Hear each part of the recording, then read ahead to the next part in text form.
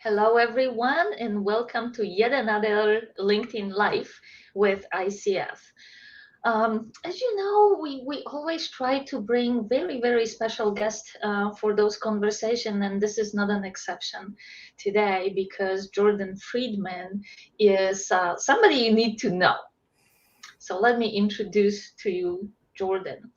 Jordan is primarily known as a stress coach, and he is known for his stress management techniques for the offerings through the workshops, through speeches, through working with individuals and organizations, so that how do you get motivated to move from stress to success, if you will. And Jordan speaks a lot, and he has absolutely amazing experience working with people for whom stress is probably a middle name because of the nature of their work. And it is about sleep, and it is about feeling better. It is about finding the way to manage stress a little bit differently. When we talk about stress, this is a topic on everybody's mind right now.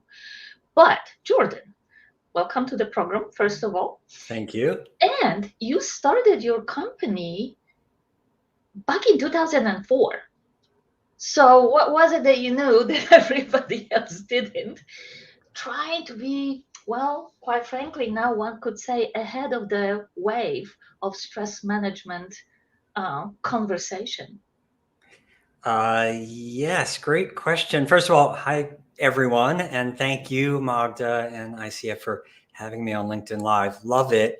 And also, thanks for spending your extra day of the year with us. I can't think of a better 30 minutes spent on this extra day than talking about stress and really stress reduction and how to reduce it. Yeah, I mean, truth be told, I really started semi-professionally, if you will, in 1984. Oh, wow. Because I found myself in a doctor's office in college complaining of a lot of digestive issues and GI issues. I won't go into the details. And the doctor said, "Oh, I can give you some medication, but what I really think you should do is take a stress management course on campus." It wasn't just a workshop, it was part of the health education academic program at the University of Maryland, where I was. And I got to tell you, my reaction to that, Magda, I forget a lot of things, but I remember that was stress management class. That is so weird. I was a little embarrassed. I felt like, oh, maybe only weak people or people who need special Mhm. help go to stress management classes. But I had heard good things about it, and I went anyway. And that first day in class completely changed my life. In fact, we're going to do something, if we have time before we're done today, something I learned that first day that really opened my mind to stress reduction. So we have come a long way from the 80s and even from 2004. And I think I realized, Magda, when I was working at Columbia University, directing their health promotion program and focusing on stress reduction and designing stress management programs, they were so popular. Mm. And we didn't call them stress reduction at the time. So this is a long time ago. We had fun names, stress busters, quick calm as the technique I'll lead us on later. Part of my background is communications and marketing and public health.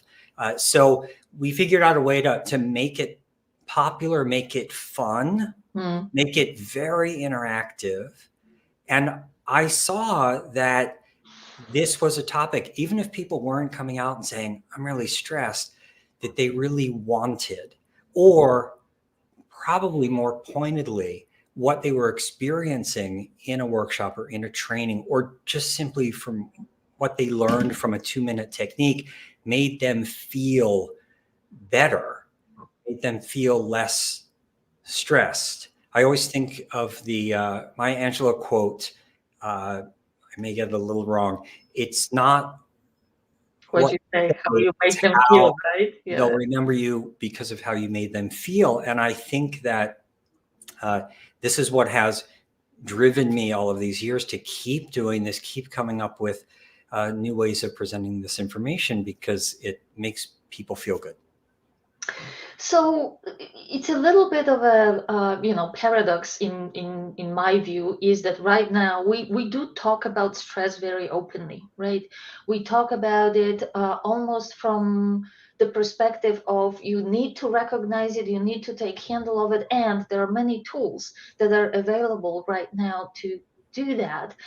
And yet admitting to stress or burnout, if you will, which often is fueled by stress, right, was almost an unheard of, especially for higher level executives and people in important positions, which on one hand we know brings more stress naturally. That's just the nature of their work, and yet considered a sign of weakness.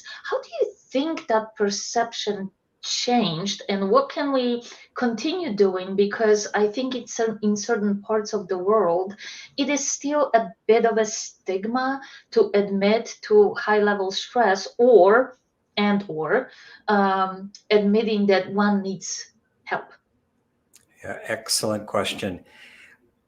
It's about using your awareness of your stress and incorporating it into the way you work and live and relate and communicate, so that it becomes, if not a strength, but a Mm, learning tool. So I often use the metaphor of a vehicle's dashboard. So everyone, if you drive or you've been in a vehicle, which I assume you have at one point or another in your life, probably too much, think about the dashboard. And now today, with more modern cars and GPS and all of these gadgets, you're told everything in lights, in audio, uh, about what's going on in your vehicle.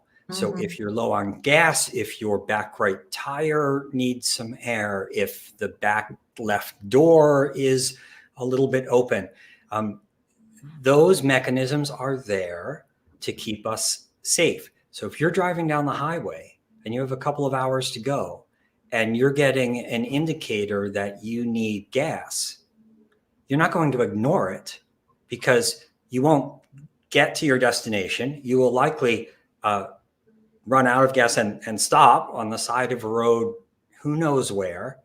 Maybe you won't be able to get easy help. And I think most importantly, you won't reach your goal, which is the mm. destination of this great beach weekend you had planned. So you're going to pay attention to it. So we get the same indicators. You mentioned a couple of them. These things that all of us experience: being really tired, getting headaches, migraines, especially for women, Mm, back pain, frustration, overwhelm, anxiety, feeling that we're going to blow our tops in situations where we really shouldn't do that.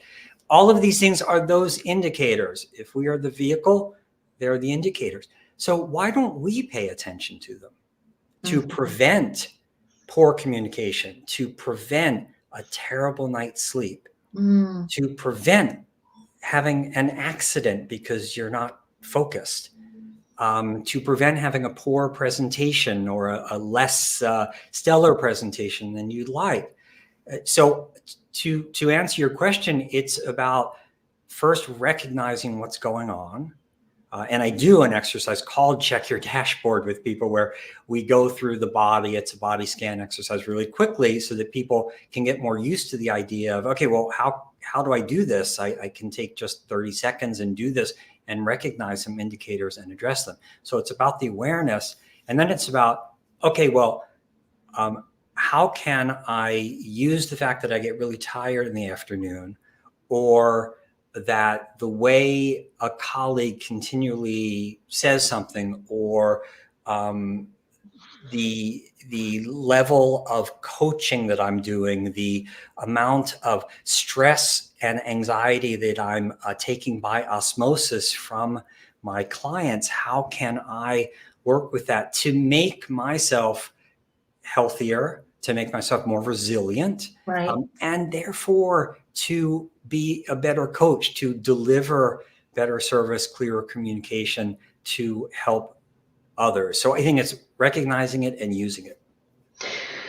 There is something very important you just said about coaches, because um, we tend as coaches to be primarily focused on the client, right? And often there is that recognition of a high level of stress. It is how to prevent our client from burnout. And yet the same applies to coaches, right? What we call being fit for purpose equally requires a coach to be in good check about their own health, about their own stress level, and about keeping it in check. So what would you say, what would you say that coaches should pay special attention to, so that when they work with their client, they are less stressed and therefore more attuned to the needs of their client? First of all, I think it's okay to admit to others that you are stressed, even if you are in a position of helping other people.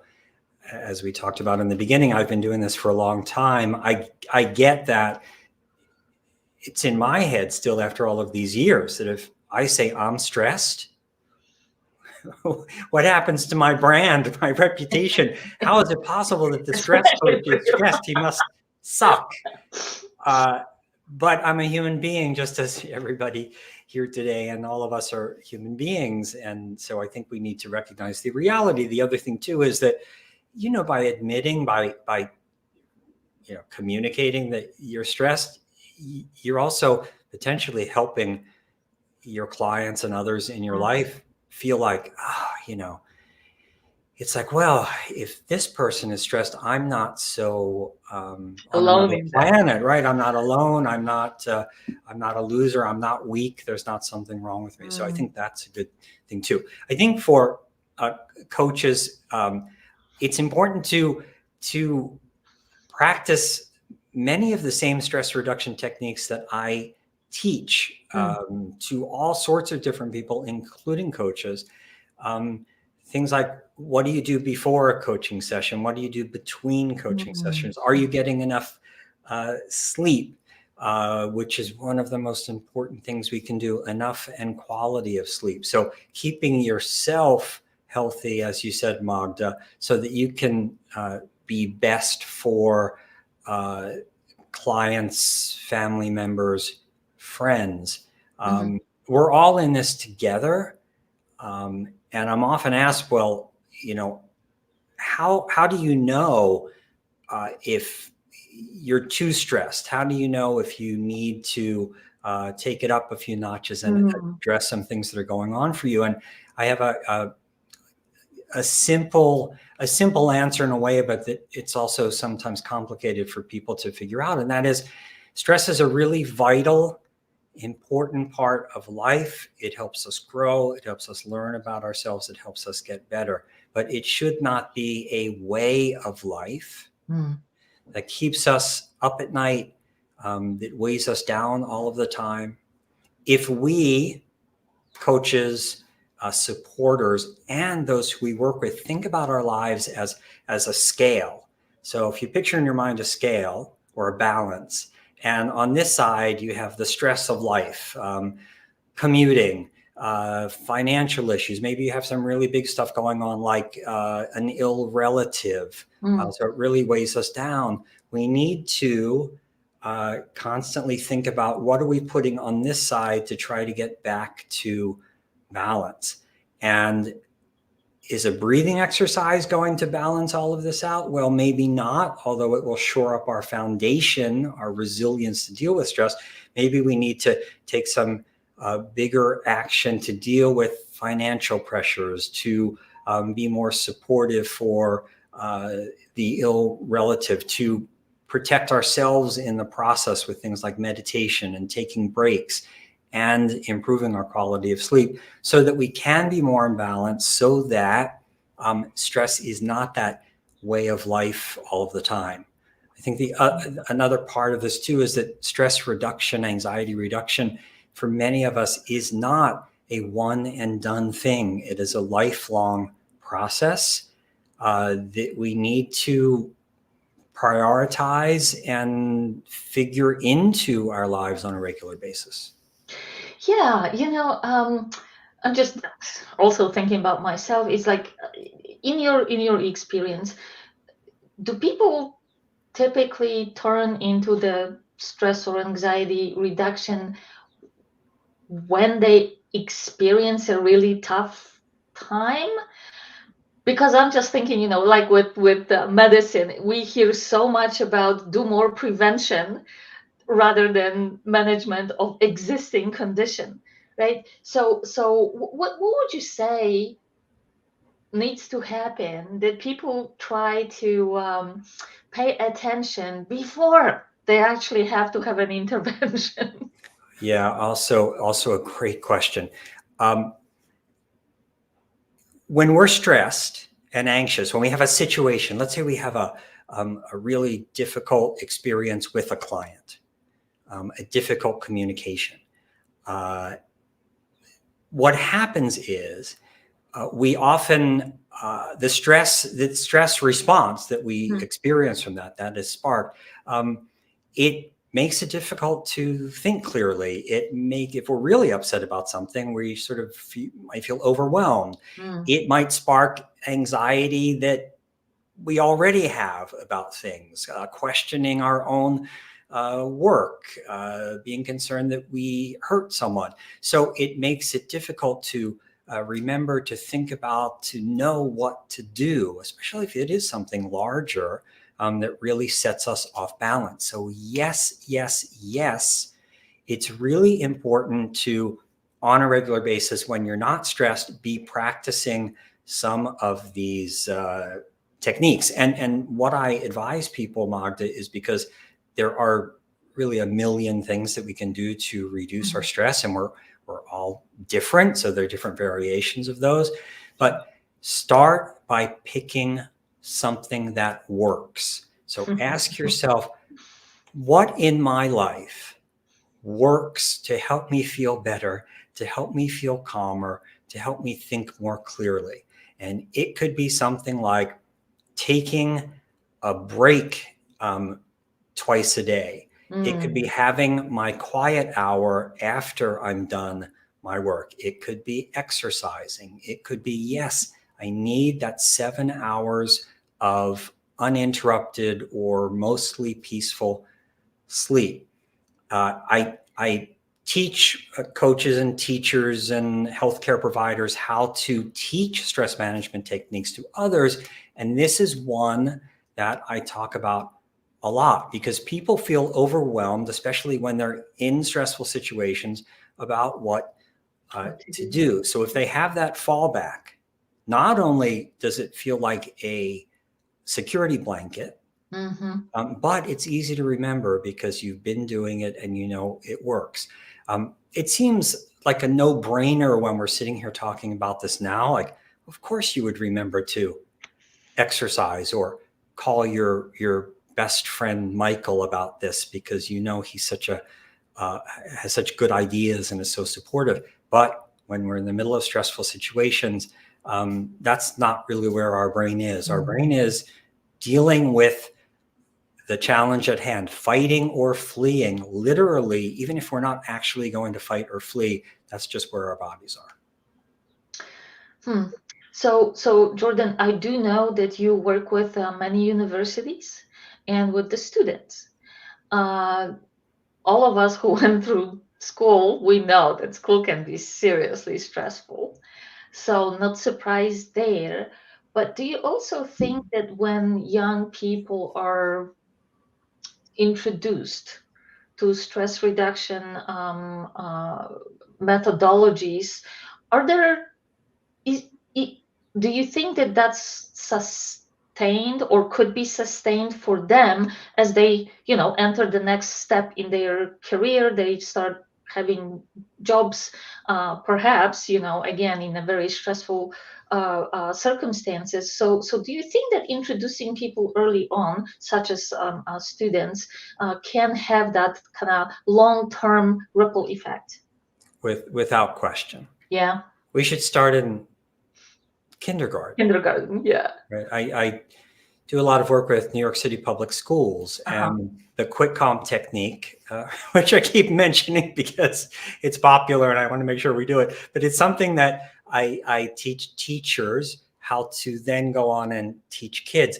And there are schools, I'm in New York now, there are schools, somewhere in the vicinity every morning that do quick calm over the PA system Hmm.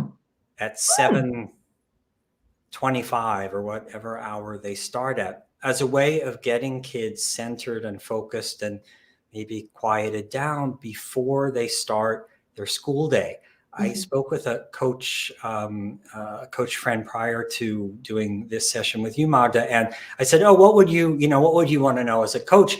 And she said, "It would be great to have something to start a session with, Uh-huh. to get a client focused. Maybe they're coming from a challenging meeting, or Of course. your session with them is between two high pressure things.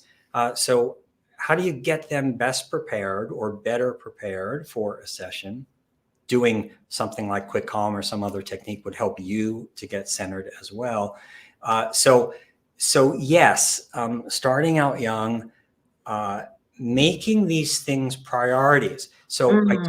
I talk about this as well. If you meditate, or if you take a walk in the park, or if you um, drink water as part of your stress reduction routine, because we have so many things going on in our lives, things that we're actually doing and things that are happening in our brains all day Mm. long, it becomes harder to remember to do these things.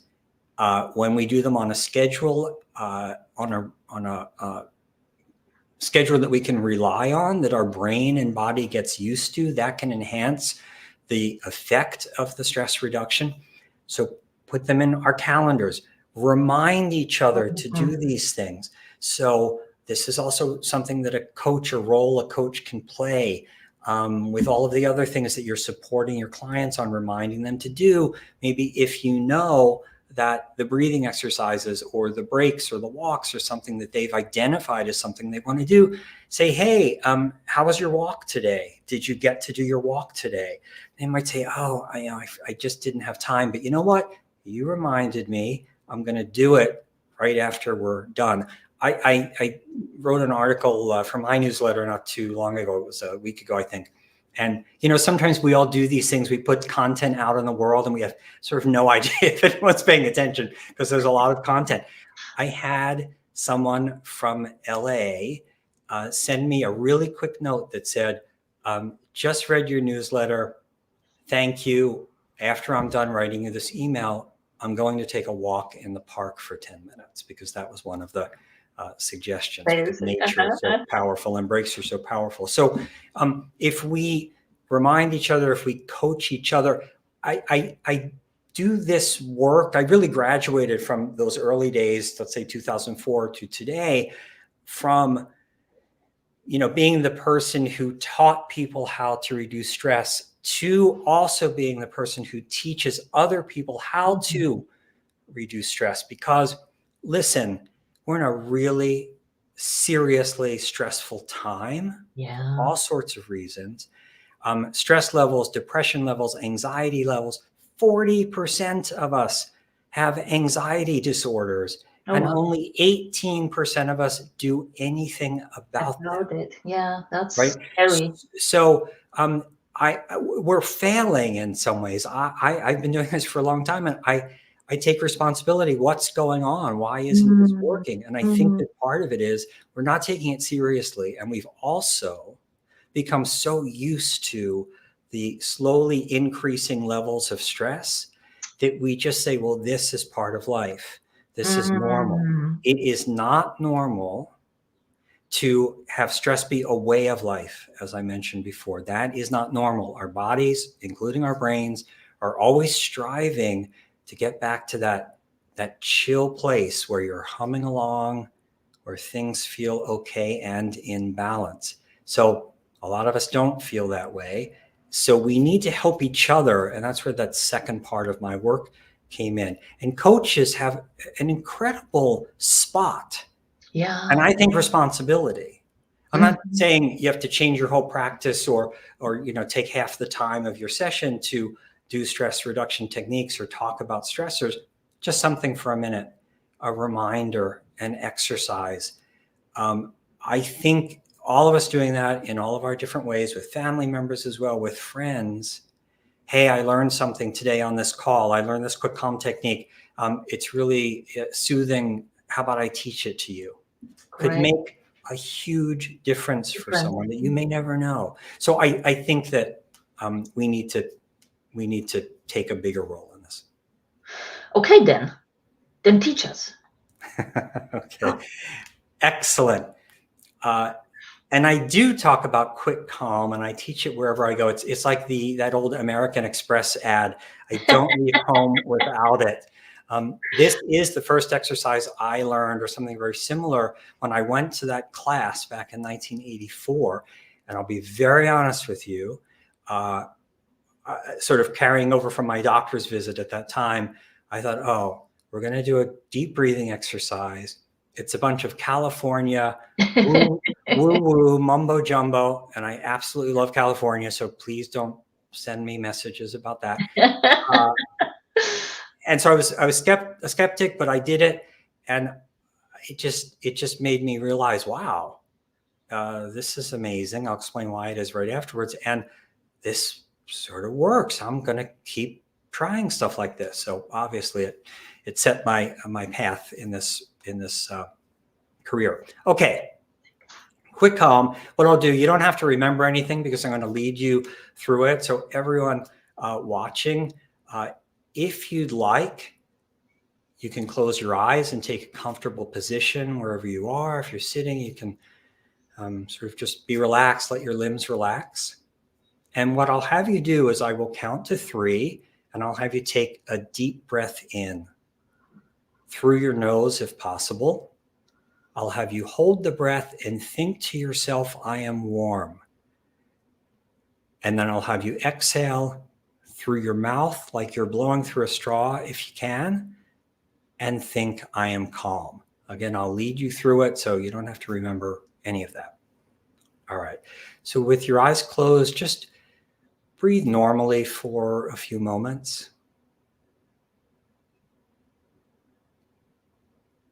And on the count of 3, 2, 1, take a deep breath in through your nose.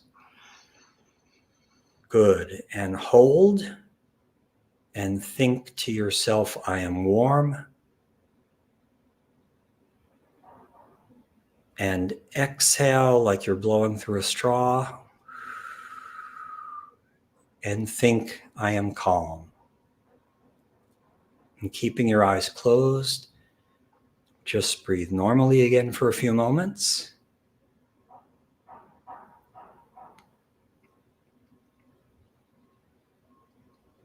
And one more time. 3, 2, 1. Deep breath in through your nose. And hold. And think, I am warm.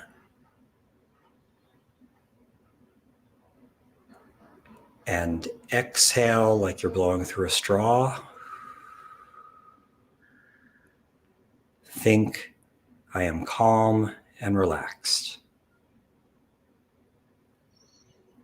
And when you're ready, if you want, you can open your eyes. And just ask yourself, how you're feeling. Do you feel a little calmer, about the same? I will just say that Quick Calm was designed to calm us down quickly Mm. after a suddenly stressful event. So if hopefully you weren't like super stressed while the two of us were talking with you. Uh, so you may just feel maybe just a little bit calmer, not some big change, but that's great because that's helpful. It's helpful to get centered, especially when starting a session, starting a class, something like that. But Mhm. also, here's something that you can use yourself, teach others to use when they are feeling suddenly stressed. Just the really, really quick physiology on this. What is this doing? What do other deep breathing techniques do?